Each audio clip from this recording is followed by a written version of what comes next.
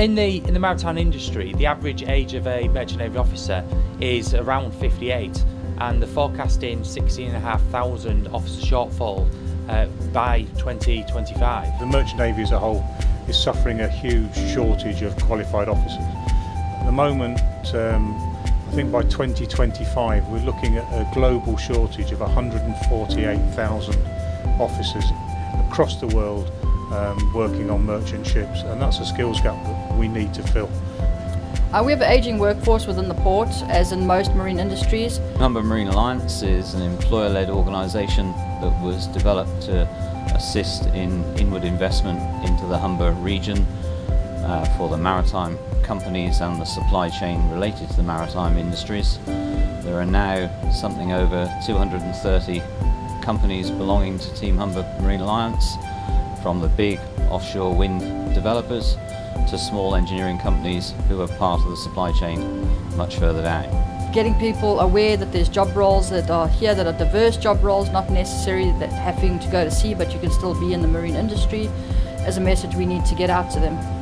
The Merchant and the Royal Navy have the same difficulties with recruiting and the same issues in terms of particularly engineering officers to be able to keep their ships actually active.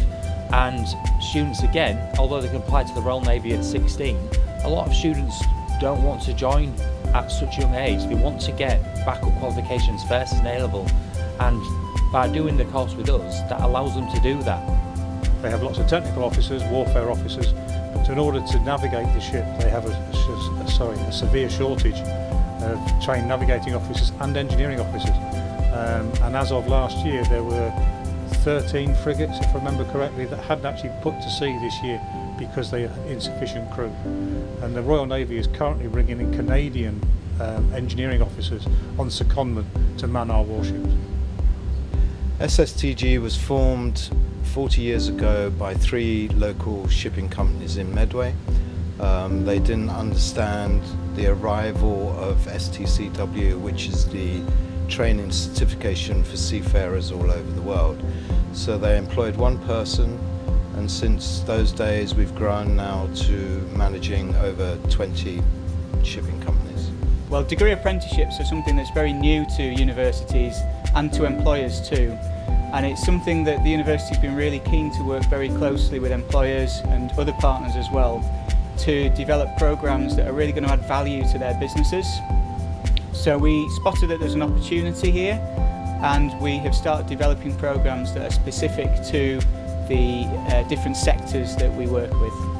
We recruit young people to train as either marine engineers, navigation deck officers or electro-tech officers.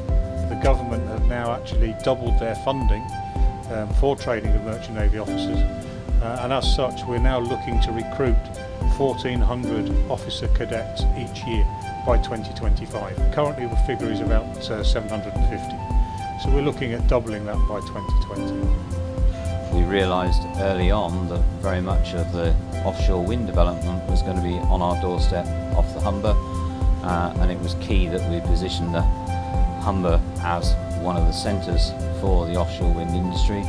Through 4 colleges in the UK, 2 universities, we recruit the young people, we manage the whole process. So if they're going to a university, they don't go through the UCAS system, we manage that all for them on that behalf. We're looking at a total investment of something like 29 billion in the offshore wind industry in this area alone. So this is really key to the development for the Humber marine industries. So this is looking at employers and their succession planning. So where do they want to strengthen their businesses?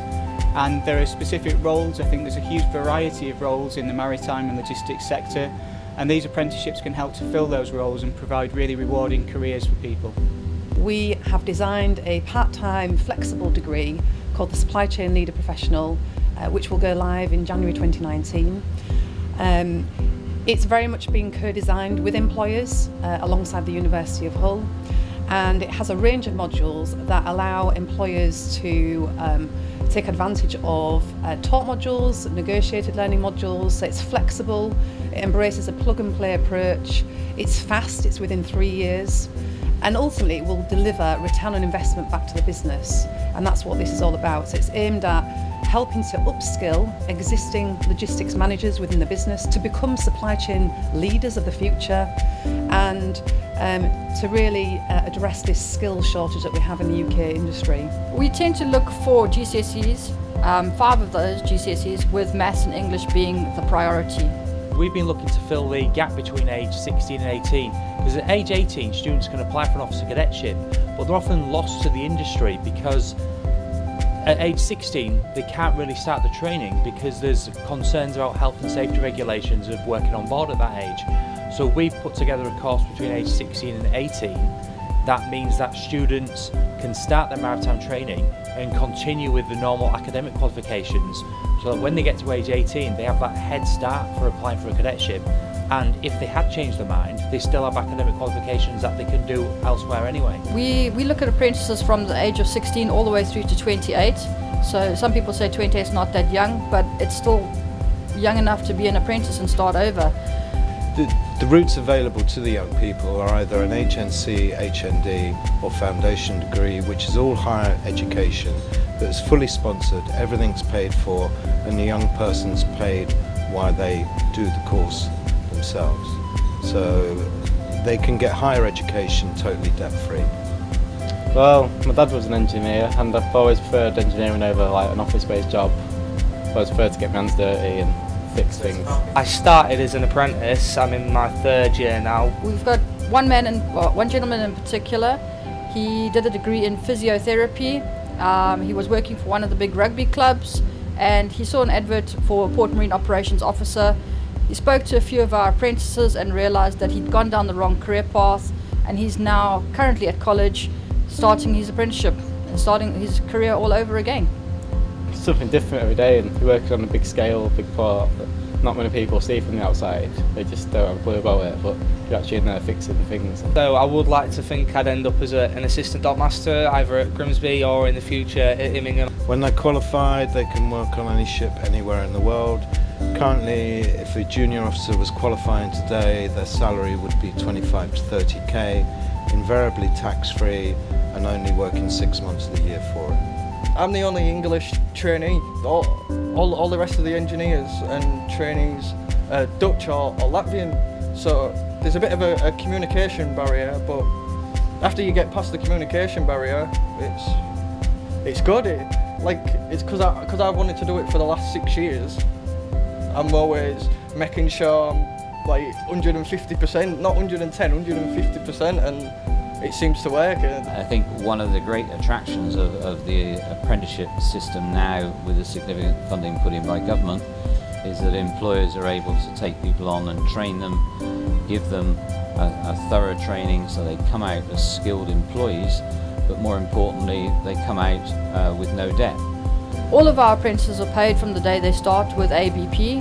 Their college is paid for, so they come out at the end of it with no debt, but a qualification that can take them wherever really their career path wants to take them. So if they have the desire to get to the top of the company, they'll be supported in that direction. I was looking this morning and one of the students was just in the Straits of Gibraltar, another one was just off the coast of Florida, and they're 17 years old, so they did a 1-year pre-cadetship with us.